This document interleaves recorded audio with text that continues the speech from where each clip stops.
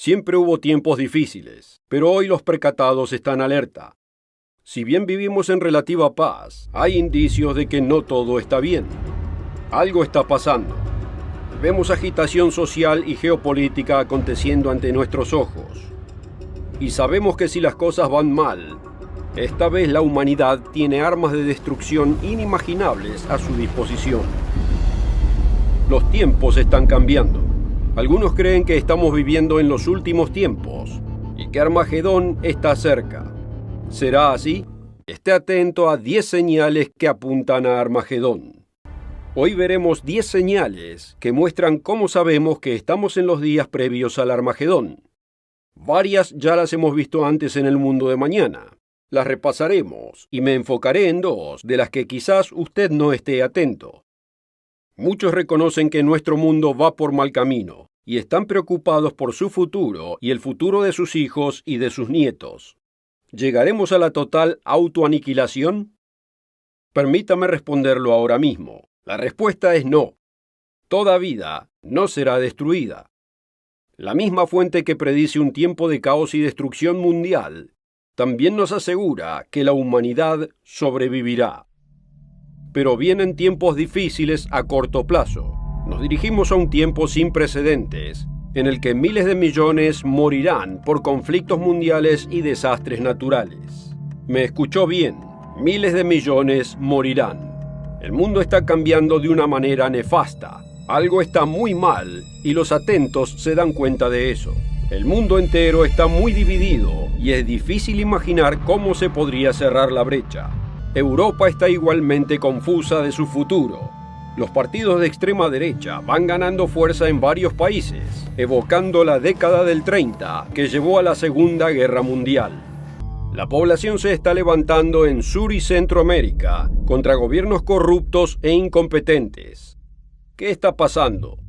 ¿Qué condiciones indica la Biblia que conducen al Armagedón? Comenzaré con una revisión de puntos vistos en programas anteriores y en nuestra literatura. El capítulo 12 del libro de Zacarías hace esta predicción. He aquí yo pongo a Jerusalén por vaso de temblor a todos los pueblos de alrededor, cuando estén en el sitio contra Judá y contra Jerusalén. Y será en aquel día que yo pondré a Jerusalén por piedra pesada a todos los pueblos, bien que todas las gentes de la tierra se juntarán contra ella. Zacarías 14 explica más en los versículos 1 y 2. He aquí viene el día del Señor, porque yo reuniré a todas las naciones en batalla contra Jerusalén. La mitad de la ciudad irá en cautividad, pero el resto del pueblo no será cortado de la ciudad. Aquí hay 3 señales que vemos en estos 2 pasajes de Zacarías. Señal número 1. Jerusalén será un lugar problemático en el mundo. Zacarías se refiere a Jerusalén como a una piedra pesada. Señal número 2. Los judíos ocuparán la Tierra Santa y estarán en el corazón de este problema. Recuerde que los judíos fueron expulsados de Jerusalén en el 135 después de Cristo y no retomaron control hasta 1948. Estas profecías son para nuestro tiempo. Hoy los judíos están en Jerusalén y es una piedra pesada. Veamos además la señal número 3. Todas las naciones se reunirán contra la ciudad dividida de Jerusalén. El pequeño Estado de Israel no solo está rodeado de enemigos, sino que es despreciado por gran parte del mundo como nación ilegítima. Considere las interminables resoluciones de las Naciones Unidas que condenan a Israel. La nación tiene pocos amigos. Como leemos en Zacarías 14, en el momento del día del Señor, o sea, en el momento que Dios interviene al final de la era, la mitad de la ciudad irá cautiva. ¿Por qué? Porque está dividida, siendo la mitad vista como enemiga del mundo. Hemos demostrado varias veces en el programa que Daniel 12, versículo 4, da 2 señales inequívocas de que estos días desembocan en Armagedón. Pero tú, Daniel, cierra las palabras y sella el libro hasta el tiempo del fin. Muchos correrán de aquí para allá, y la ciencia se aumentará. Nunca antes hubo un tiempo en que alguien se pueda desplazar tan rápido como hoy. Considere esta declaración de la Administración Federal de Aviación de los Estados Unidos. Todos los días, la Organización de Tránsito Aéreo brinda servicios a más de 44.000 vuelos y 2.7 millones de pasajeros. Y eso solo en Estados Unidos, por un solo día. Ahora considere el automóvil que tanto damos por sentado. Este movimiento masivo de personas es el resultado de una increíble explosión de conocimiento. Así que la señal número 4 es viajes en una escala nunca antes imaginada.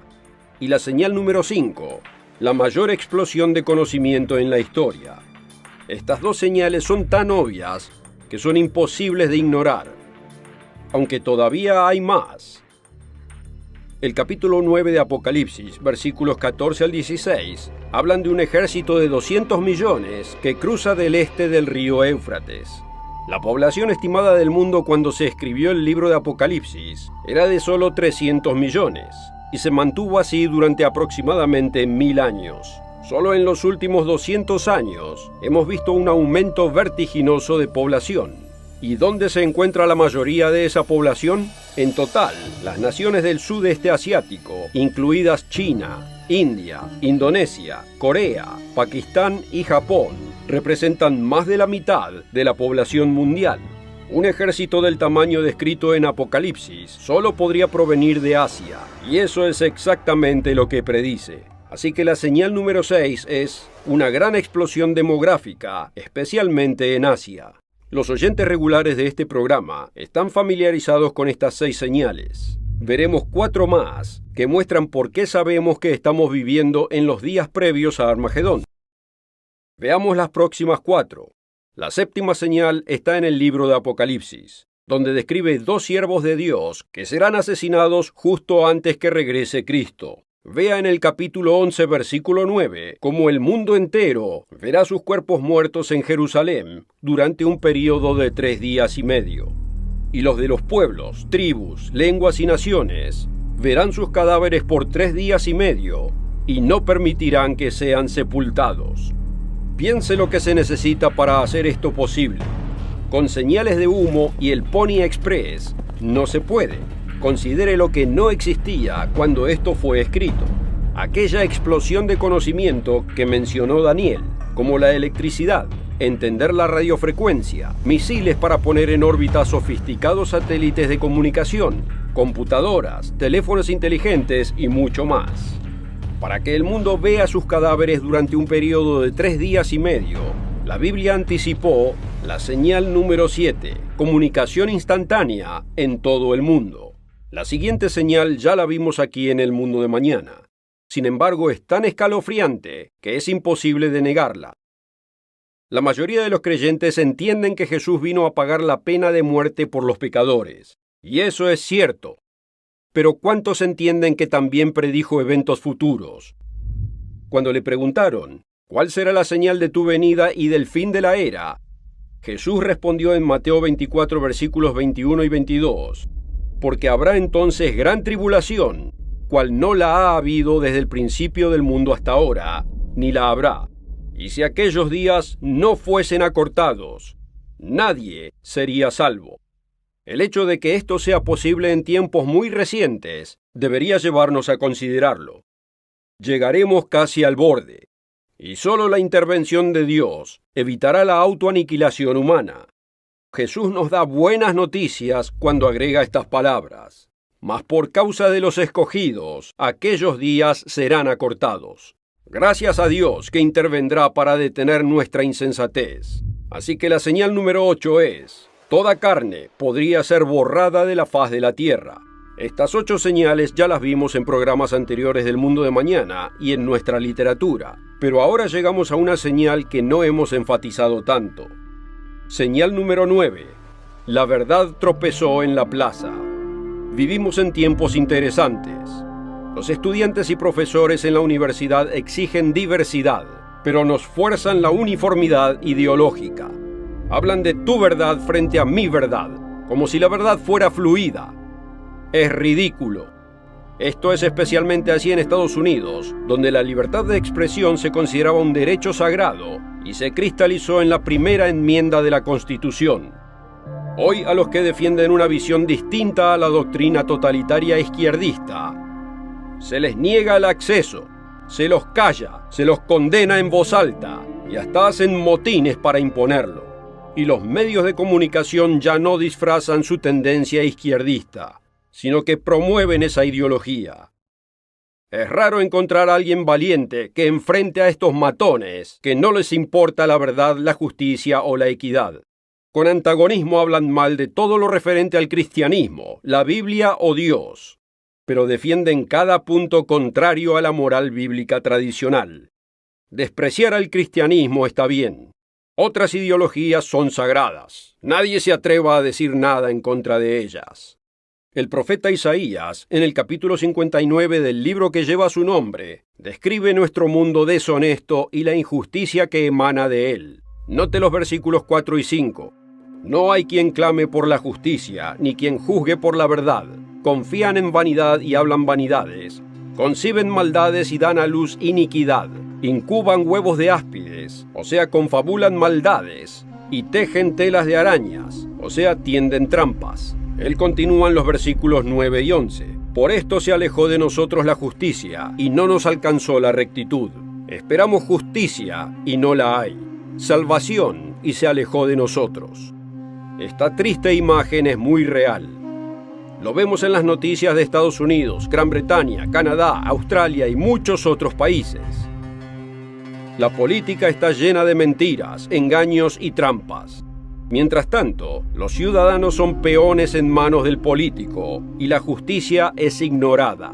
El profeta continúa describiendo una sociedad llena de animosidad contra Dios, que sustituye la verdad por la mentira. Porque nuestras rebeliones se han multiplicado delante de ti. El prevaricar y mentir contra el Señor y el apartarse en pos de nuestro Dios. El hablar calumnia y rebelión, concebir y proferir de corazón palabras de mentira. Y el derecho se retiró, y la justicia se puso lejos, porque la verdad tropezó en la plaza, y la equidad no pudo venir, y la verdad fue detenida, y el que se apartó del mal fue puesto en prisión. Y las siguientes palabras de Isaías 5:20 no describen nuestros corruptos fundamentos morales. Ay de los que a lo malo dicen bueno, y a lo bueno malo, que hacen de la luz tinieblas, y de las tinieblas luz, que ponen lo amargo por dulce, y lo dulce por amargo. Isaías describió las condiciones en su día, pero la profecía es dual, con un cumplimiento anterior y un cumplimiento de los últimos días. Esto es así en Isaías y también en el profeta Jeremías. Vea cómo Jeremías describe a nuestros pueblos en Jeremías 4:22. Porque mi pueblo es necio, no me conocieron. Son hijos ignorantes y no son entendidos. Sabios para hacer el mal, pero hacer el bien no supieron. Vemos un mundo muy peligroso. Lo que sucede en una parte afecta a todos los demás. Ahora tenemos armas de destrucción masiva mucho más allá de arcos y flechas, espadas, rocas y lanzas. Hoy en el mundo de mañana estamos viendo 10 señales que apuntan a Armagedón. Hasta ahora hemos visto 9 encontradas en la Biblia, que muestran cómo estamos viviendo justo antes del peor momento que el mundo haya visto. Revisémoslas brevemente. Señal número 1. Jerusalén será un lugar problemático en el mundo. Número 2. Los judíos ocuparán la Tierra Santa y estarán en el corazón de este problema. 3. Todas las naciones se reunirán contra la ciudad dividida de Jerusalén. 4. Viajes en una escala nunca antes imaginada. 5. La mayor explosión de conocimiento en la historia. 6. Una gran explosión demográfica, especialmente en Asia. Número 7. Comunicación instantánea en todo el mundo. Número 8. Toda carne podría ser borrada de la faz de la tierra. Y número 9. La verdad tropezó en la plaza. Antes de ver la señal número 10, es importante explicar qué se entiende por el término Armagedón, ya que hay muchos malentendidos sobre este tema. Esta palabra proviene del hebreo Har Megiddo y se refiere a la colina de Megiddo.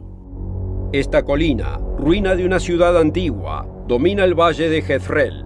Apocalipsis 16, comenzando en el versículo 13, nos dice que en el tiempo del fin, un masivo ejército se reunirá allí. Y vi salir de la boca del dragón, y de la boca de la bestia, y de la boca del falso profeta, 3 espíritus inmundos a manera de ranas, pues son los espíritus de demonios, que hacen señales y van a los reyes de la tierra en todo el mundo para reunirlos a la batalla de aquel gran día del Dios Todopoderoso. Y los reunió en el lugar que en hebreo se llama Armagedón. Otras escrituras muestran que estos ejércitos se dirigen hacia el sur y pelean contra Jesucristo a su regreso. La idea de que Armagedón es el lugar de la batalla es inapropiada. En cambio, es el lugar de reunión de los ejércitos. La verdadera batalla se llama, como leemos en el versículo 14, la batalla de aquel gran día del Dios Todopoderoso. Sin embargo, el término Armagedón se ha convertido en sinónimo de este conflicto de los últimos tiempos, y también es una palabra usada en películas y libros para cualquier calamidad que pueda estar asociada con el fin de la civilización conocida. Con ese trasfondo en mente, veamos la señal número 10.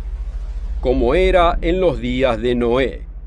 La Biblia nos dice que las mismas condiciones que prevalecieron durante el tiempo de Noé, que trajeron el juicio de Dios sobre un mundo rebelde, prevalecerán sobre el mundo al final de la era.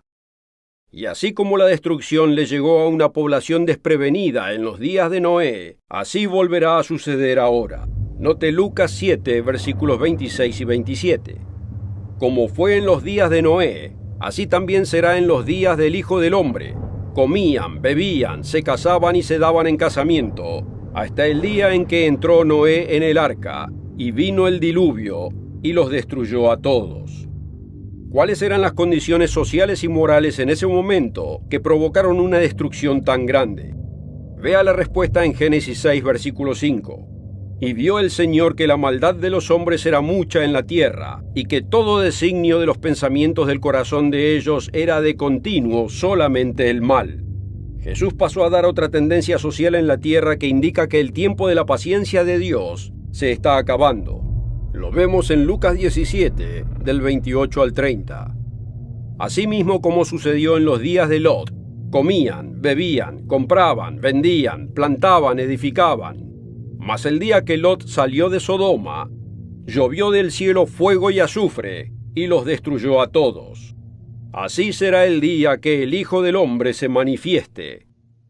Vemos que una población pecaminosa será tomada por sorpresa, al continuar la vida normal, comer, beber, comprar y vender. Pero todavía hay que responder dos cosas. Como vimos, estamos cerca de ese día fatal. Pero estar cerca no es lo mismo que conocer cuándo ocurrirá Armagedón. La destrucción caerá sobre un mundo desprevenido, pero no caerá sobre todos.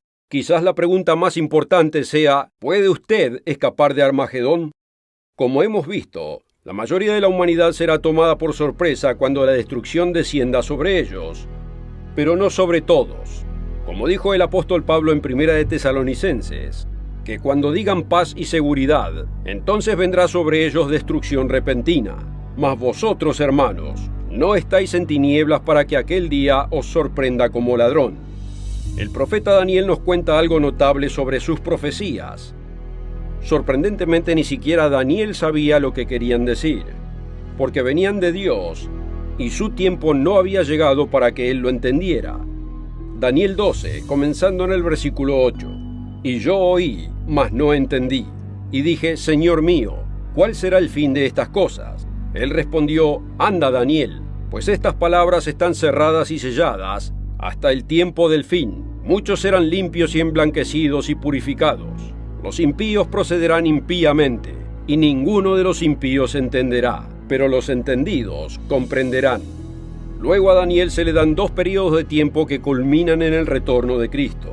Estos son 1290 y 1335. El número 1290 apunta a un evento específico que sería prudente observar.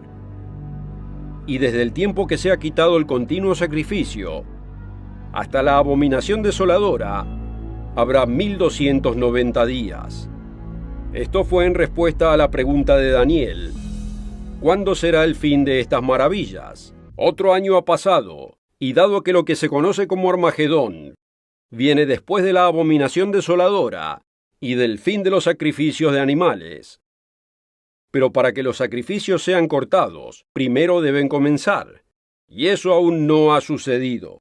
O sea, todavía estamos a unos cuantos años de aquella batalla, del final de la era, aunque no significa que debemos sentarnos y tomarlo con calma. La terrible gran tribulación y el día del Señor se desatarán durante 3 años y medio antes de Armagedón, y los que confían en un rapto secreto para escapar serán decepcionados.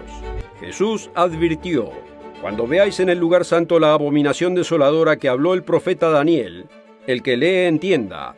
Entonces los que estén en Judea huyan a los montes. El que esté en la azotea no descienda para tomar algo de su casa, y el que esté en el campo no vuelva atrás para tomar su capa. Mas ay de las que están encintas y de las que críen en aquellos días. Orad, pues, que vuestra huida no sea en invierno ni en sábado. Tenga en cuenta la referencia a la abominación desoladora, que como hemos leído en Daniel, tendrá lugar 1290 días antes del final. Tenga en cuenta también que los siguientes 2 versículos muestran que el contexto es el fin de la era. Porque habrá entonces gran tribulación, cual no la ha habido desde el principio del mundo hasta ahora, ni la habrá. Y si aquellos días no fuesen acortados, nadie sería salvo. La protección de Dios al final de esta era es un tema que no puedo abordar debido a falta de tiempo.